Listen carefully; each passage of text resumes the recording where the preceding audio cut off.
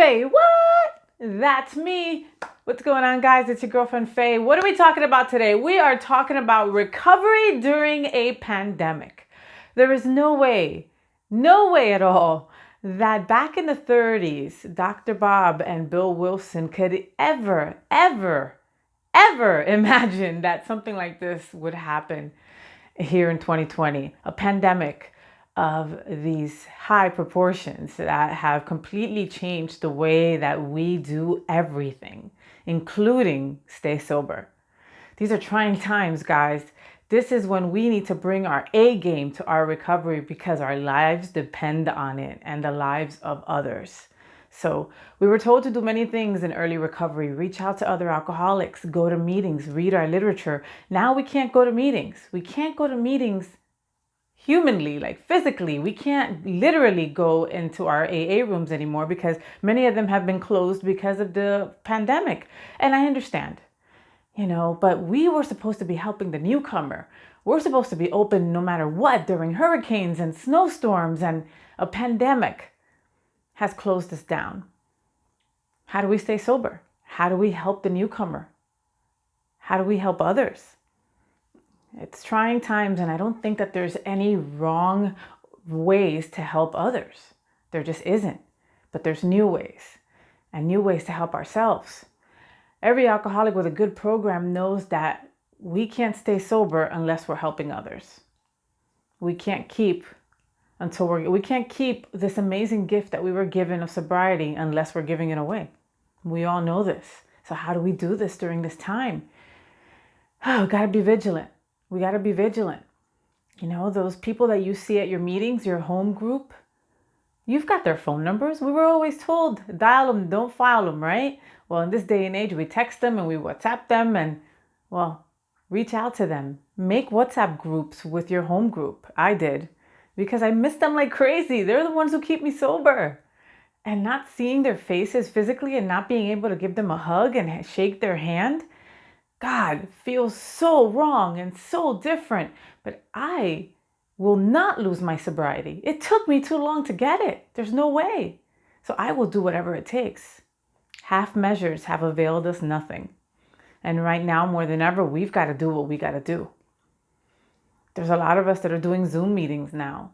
And I know that for the non-techie folks and old timers are like, I don't want to try anything new. I don't want to, blah, blah, blah. Well, we were told to stay teachable. That's what my sponsor always told me. And we've got to continue to stay teachable even now. So I'm proud to say that a bunch of my old timers and bunch of people with time in my room here in Miami have been open and receptive and said, okay, teach me how to do this Zoom, set up my computer, help me set up my phone. And we've done it. And for us that are okay around that kind of stuff, it's up to us to help somebody else. Remember, not everybody has social media. Not everyone is techie with their phones. So help others and we stay sober. Help others and we stay sober. Kindness is cool. And we know this. We're taught this. The normies wish they knew this stuff firsthand, like us. This stuff is drilled into our heads when we first come in. It's how we stay sober.